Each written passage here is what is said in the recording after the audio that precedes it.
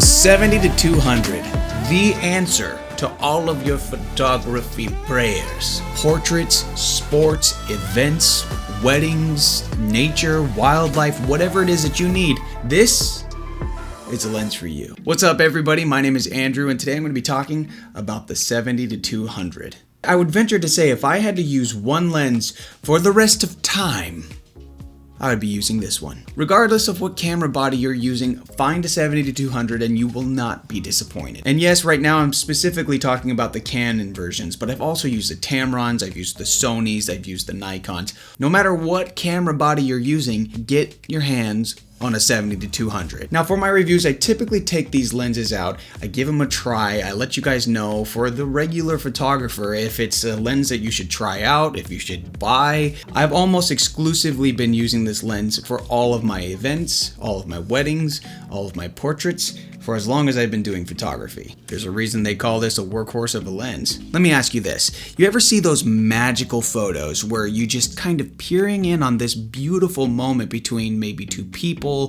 The bokeh is just beautiful in the background, the subject is perfectly in focus, really well lit, and it feels like you're just a part of something that is otherworldly. That's because it's probably shot on this lens. This lens will take you to the moment, help you tell the story, and bring the audience with you in telling them exactly what you want them to be looking at.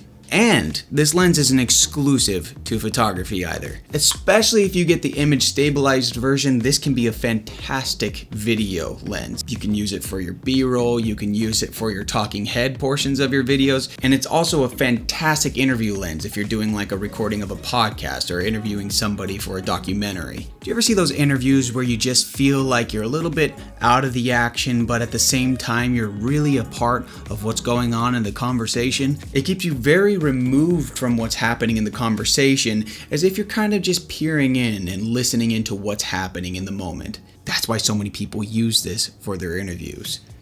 Honestly, really the only downsides I could think of with this lens are, one, its weight, and two, its inability to take really wide shots, which in the end isn't really a downside because it just forces you to take a different perspective on the environment around you in the first place. So honestly, the question for you shouldn't be, should I get a 70-200?